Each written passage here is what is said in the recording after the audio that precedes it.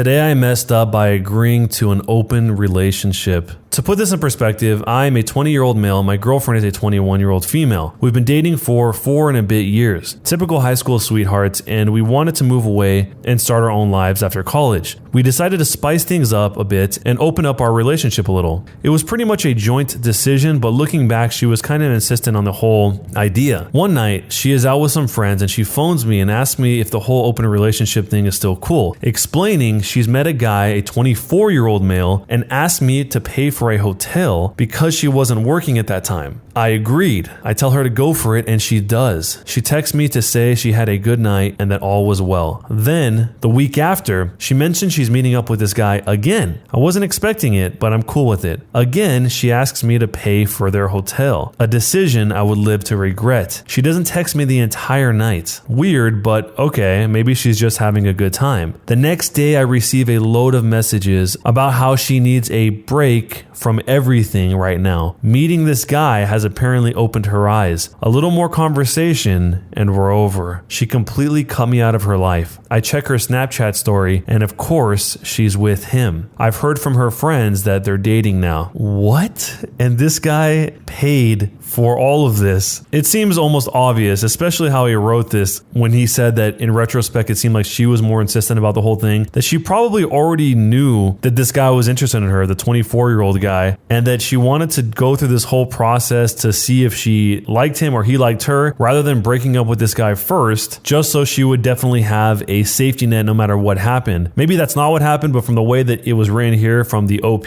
that kind of seems like what he's implying. But the weirdest part is why she would ask him to pay for all that when she's with this 24-year-old guy who I guess doesn't want to. One of the top comments says she dumped him for a guy who didn't even have money to pay for a hotel. And somebody else said in response, no. She dumped him for a guy with a girlfriend that she doesn't know about. Why not his place? So this is a pretty awful situation, but let me know what you would do if you were in this awful situation. Am I the jerk for taking back my nephew's Christmas present and giving it to my son? My sister and I have always had a strained relationship. I usually just let things go and try to keep the peace. We both have sons who are around the same age. My nephew is 13 years old and my son just turned 11. For my son's birthday, I bought him the new gaming system he has been wanting. He was absolutely thrilled and plays it non-stop. My sister is bad with money. I usually have to lend her money for bills and stuff for my nephew. I know my nephew doesn't always get the best Christmas gifts, so this year I went a little crazy and I purchased the same gaming system for him for Christmas. I already had it ready and wrapped under my tree. Yesterday, my sister's family came to visit. My son asked me if they could go play video games. I said yes and reminded them to be careful. About 30 minutes later, my son comes running to me crying. I asked him what was wrong and he led me to the front hall. When we get to the stairs, I see the new system smashed on the floor. Someone had thrown it from the upstairs and now it was smashed into pieces. I asked my son what happened and he sobbed and pointed at his cousin. I asked my nephew if he did this and he started to laugh. He said that it was a stupid baby toy and that he saw people can break them online. My sister came in and I told her what happened. I explained that this was an expensive system and that her son needed to be disciplined for what he did. I told her I wanted her to pay for what her son broke. She laughed and said no. She says I shouldn't have let them play unsupervised, that it was my fault and that I am a bad parent. She said my son will get over it and that was not important. Seeing my son sitting on the ground next to his broken system trying to put the pieces together tore my heart out. I walked over to the Christmas tree and grabbed the system that was meant for my nephew. I pulled the gift wrapped off and I gave it to my son and told him to go upstairs and set it up. My sister asked why I was making such a big deal when I already had another one. I then laughed and I told her that was her son's Christmas gift and that since it wasn't important and it was just a stupid baby toy, then obviously they won't miss it. I then told them to leave. My nephew realized what happened and began to cry that my son had stole his system. I said no, his was the one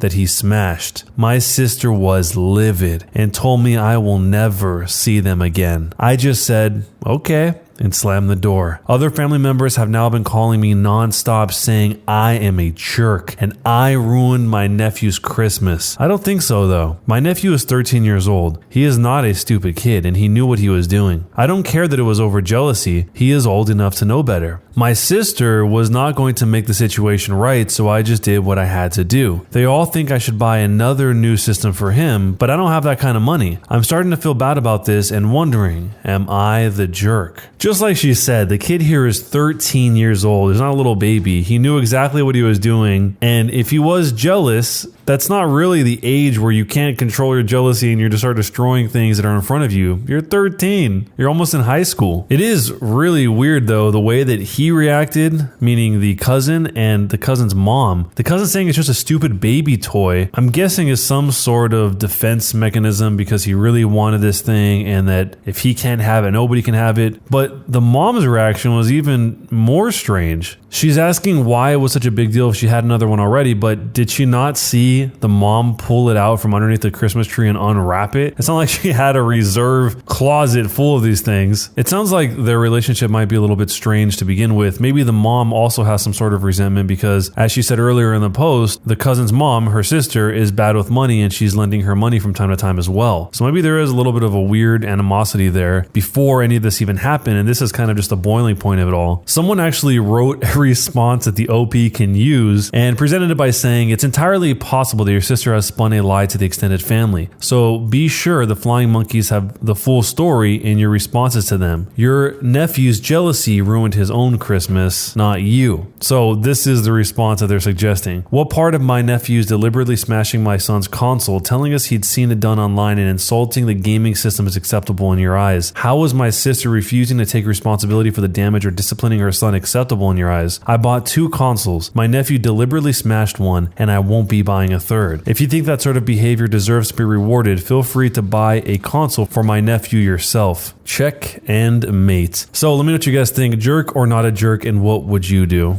Am I the jerk for helping my friend get a girl removed from the soccer team? I'm a 16-year-old female and I have a friend named Aisha, a 15-year-old female. Aisha is a Muslim and she wears a hijab to school, which often causes people to give her dirty looks, comments, etc. I don't know why, it's just cloth. Anyway, the worst instance possible was this girl named Megan, who's also a 15-year-old female. When we were sitting together at lunch, she came up to Aisha and I and told Aisha she dared her to take off her hijab, taunting her, saying she would look so pretty without it. This was with malicious intent because I told her one time that she was just clueless and wanted to educate her. Then she forcibly tried to remove her hijab. I moved her hand away and we went to the principal. Instead of getting a punishment, Megan made up a sob story about how it would harm her position on some prestigious soccer club she was in. Fast forward to a few days ago, she makes a TikTok that said, when you get called into the principal's office for telling the Muslim girl to take off her do-rag. I was so livid for her. Aisha is very shy and didn't want to seem like a buzzkill, so she asked me personally to email the soccer organization. Well, I did, and she was immediately kicked off the team, and other organizations in the area were notified of her behavior. Now, all of her friends are in my DMs saying how horrible I am, how I'm a jerk, how I need to take a joke, etc. My parents think I should have stayed out of it, but I think I did the right thing. So, am I the jerk? It's strange that Megan would be bothered by this so much that she would get to the point that she would physically remove the hijab, or at least try to, and then after she gets away scot-free, she needs to gloat about it by making a TikTok. That's a very weird position. And I'm surprised actually that these organizations took an email seriously from another student, but in this case, I guess they must have just believed her instead of trying to get an answer from some sort of authority like the school or the principal. A lot of people brought up the fact that the jerk in this situation is actually the principal. Instead of protecting a student from a potential assault and a hate crime, he protected the bully because sports are more important. Somebody else also brought up, you can take a complaint about that to the school board, by the way. The only thing that saved my band director from getting fired when he threw a chair at the drum line in front of me was tenure, and he was convinced to retire the next school year. There was also a little bit of debate on whether or not this was assault or not, and someone came in and said that wasn't potential assault, that was assault. Often people don't realize unwanted touching, grabbing, slapping, pushing, shoving, etc. is legally an assault, a crime. The principal at OP's high school just didn't reinforce the bully, way, she failed to help Aisha understand her rights as a victim, but schools often choose to overlook assault and similar activity, just smooth things over so there's not a big hoopla that reaches the public. It's one way we create more and bigger bullies and worse. So, based on everything you guys have seen, was she the jerk or not for doing this and getting her kicked off the soccer team, and what would you do? Am I the jerk for forcing my boyfriend to do the dishes? I'm lactose intolerant. Every time I make tacos, my boyfriend always makes jokes about how I'm disrespecting Mexican culture by not having cheese in my tacos. I've told him multiple times that I'm not going to give myself the runs just to make him feel better about my tacos. He's not even Mexican, by the way, he's white. This came to a head last night when we were having tacos again. I got up to go to the bathroom, and when I came back, I noticed my taco looked tampered with. I go to inspect, and lo and behold, there's cheese buried underneath the other ingredients. I told my boyfriend he was a raging jerk and went to bed, leaving him to do the cleanup. I still haven't spoken to him all morning, and he's complaining about how I forced him to do the dishes because normally I do them. Am I the jerk here? It's always unbelievable when somebody will tamper with your food knowing that you can't have a certain type of food just to do whatever it is they're trying to do, in this case to prove a point or to be funny or to have a prank. It's really strange that people think that that is okay to do. I mean, in this case, maybe it gave her the runs, but in another case, maybe there's an allergic reaction where she has to be hospitalized for some reason. On top of that, a lot of people are actually pointing out that adding a lot of cheese to the meal is more of a Tex-Mex thing rather than a traditional Mexican part of the cuisine. You guys let me know if that's true or not, but people said things like cheese doesn't actually go into real Mexican tacos. That is full-on Tex-Mex. And then somebody else had said, I'm Texan, but I had a lovely lady from Mexico visit my house and she wanted to make us traditional Mexican food, and she was very firm about no cheese. So this guy is being a big jerk for trying to control how somebody else needs to make their food.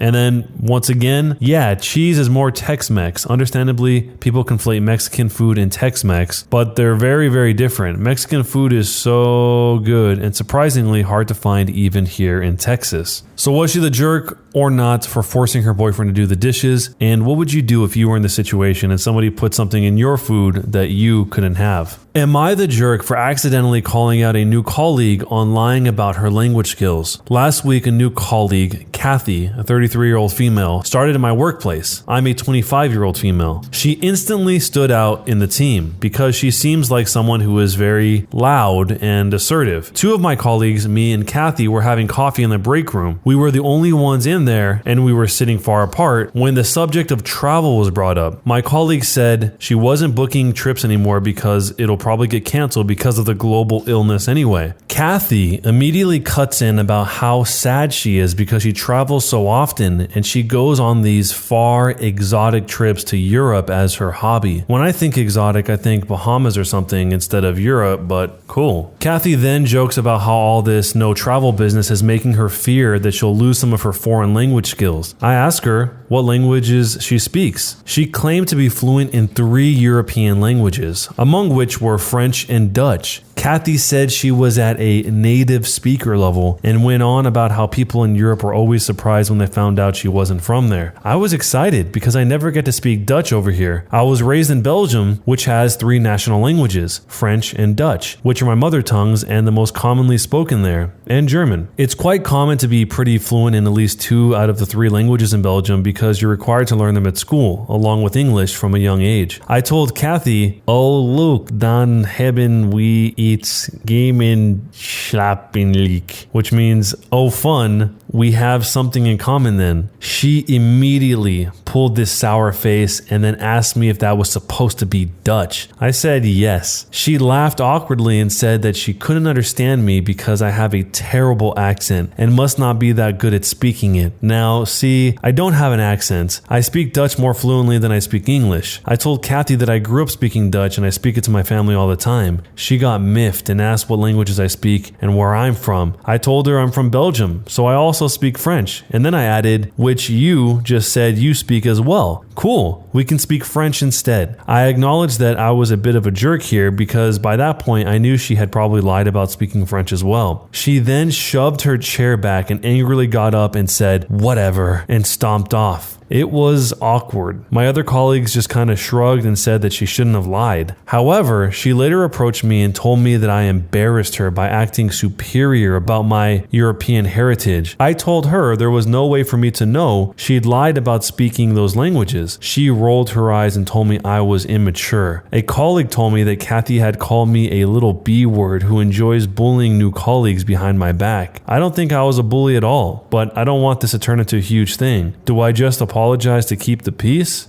And am I the jerk? So Kathy straight up lied. If she knew French or Dutch, she probably would at least try to speak a little bit or pick out some words or ask her to speak slower, but she just got mad and shoved her chair back, which makes it obvious that she didn't know this at all. She just chose 3 random European languages and then hoped nobody in her life would ever speak them. But little did she know she would meet somebody who knew 2 of those 3 languages at her own work. And if she's going around calling the OP a little B, as she says here, she's being a lot more of a bully than the OP is, because that is what Kathy is calling the OP, a little B word who enjoys bullying new colleagues. I don't think there's anything to apologize here since she didn't do anything wrong. She just tried to speak the language with her that she said she spoke. And a lot of people here were actually talking about escalating this to HR. There's a bunch of people that suggested this, and she responded to that saying that I'm not sure about escalating this to HR, which a lot of people have told me I have to do. I feel like this might make me look immature to the rest of my colleagues, of which I am the youngest, and it might not need to go that far. It depends on if Kathy is willing to put this behind her and be professional. If all else fails, I do have witnesses who would be honest about what happened, so I think I might be in the clear if she tries to twist the story. So if you were in this situation and somebody spoke your native language and then this happened, what would you do? And is the OP the jerk or not for accidentally calling out her colleague about lying about which languages she can speak?